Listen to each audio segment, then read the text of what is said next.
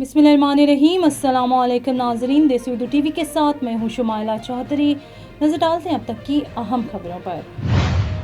فیصل چودھری کا واضح جواب، پی ٹی آئی کا لاہور جلسے کا کوئی حتمی پلان نہیں۔ وزیر اعلیٰ مریم نواز نے نانکانہ صاحب کے لیے ماڈل سٹی اور نئے فلڈ ڈرین بنانے کا اعلان کیا۔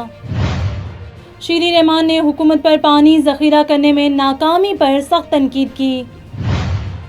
ڈی ایچ اے فیز 5 میں برساتی نالے میں بہہ جانے والے باپ بیٹی کی تلاش جاری۔ این ڈی ایم اے کے مطابق بارشوں میں 245 افراد جاں بحق، احتیاط کی اپیل۔ اسلام آباد میں شدید بارشوں سے سیلابی صورتحال، گاڑیاں پانی میں ڈوب گئیں۔ وزیر اعظم نے بارشوں کی تباہ کاری پر ریسکیو ٹیموں کو ہائی الرٹ جاری کر دیا۔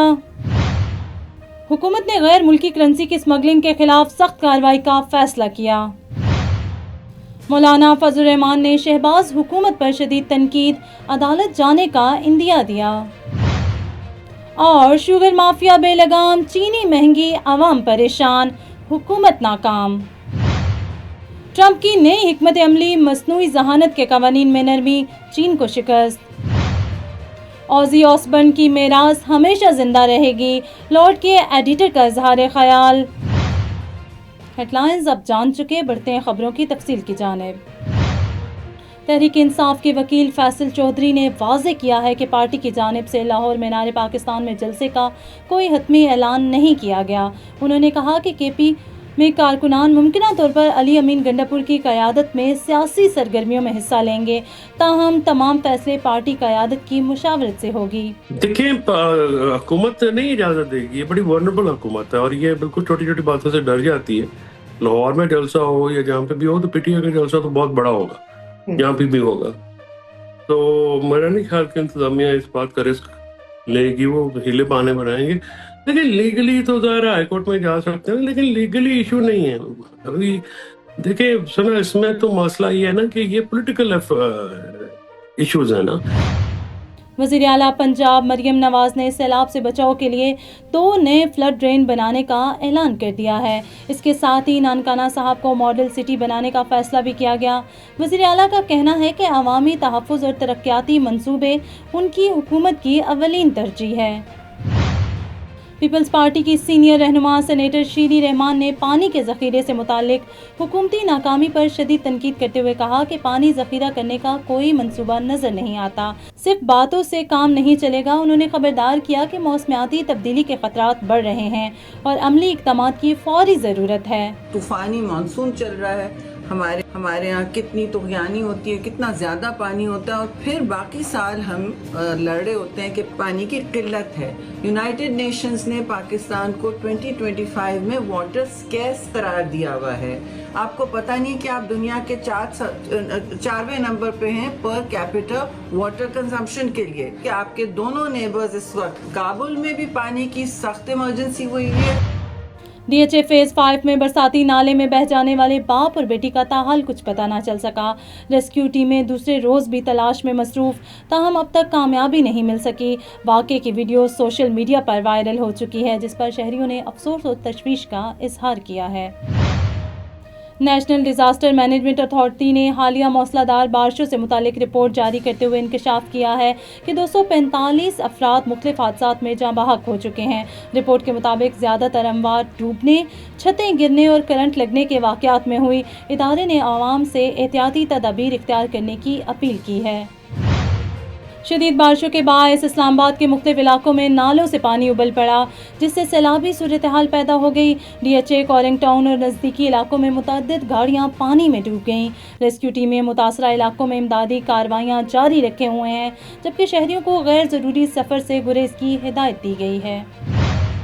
حالیہ بارشوں سے ملک بھر میں ہونے والی شدید تباہی کے باعث وزیر اعظم پاکستان نے فوری ایکشن لیتے ہوئے ریسکیو ٹیموں کو ہائی الرٹ جاری کر دیا۔ وزیر اعظم نے تمام متاثرہ علاقوں میں فوری امدادی کارروائیوں، طبی سہولیات اور خوراک کی فراہمی کا حکم دے دیا ہے۔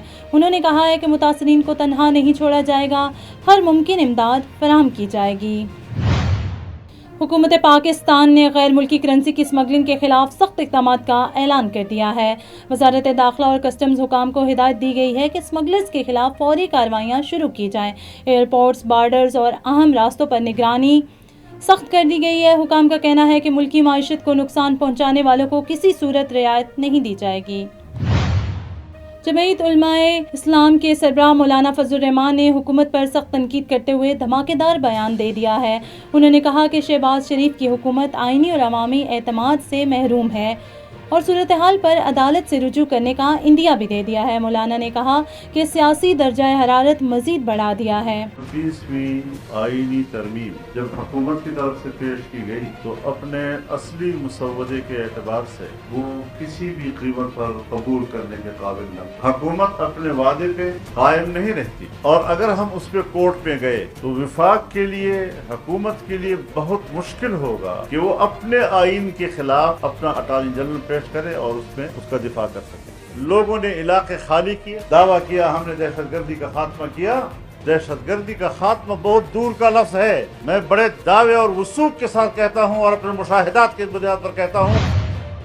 मुल्क में चीनी की कीमतों में होशरबा इजाफा हो गया है, मगर हुकूमत शुगर माफिया के खिलाफ मौसर कार्रवाई करने में नाकाम नजर आती है। मार्केट में चीनी 200 रुपये फ़ी किलो से तजावुज़ कर गई, जिस पर गरीब आवाम सरापा एहतजाज हैं। शहरियों का कहना है कि हुकूमती दावे सिर्फ बयानात तक महदूद हैं, अमली इक़दामात का फुक़दान है।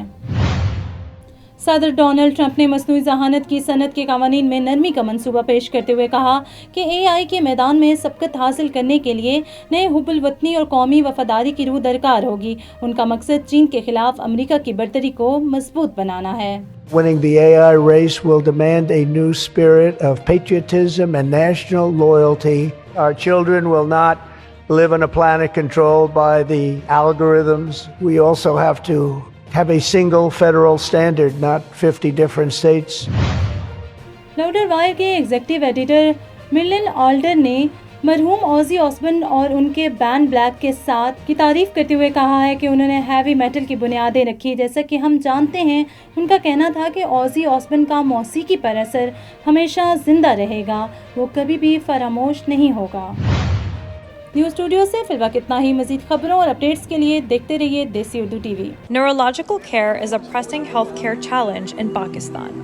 That's why Helping Hand USA is building Kind R, a world-class hospital with 130 plus clinics that is set to establish new standards for neurological care in Pakistan. As the first phase nears completion, anticipation is growing for the launch in the second half of 2025. Give zakat and sadaqah through Helping Hand USA today and join this historic endeavor to redefine future healthcare in Pakistan.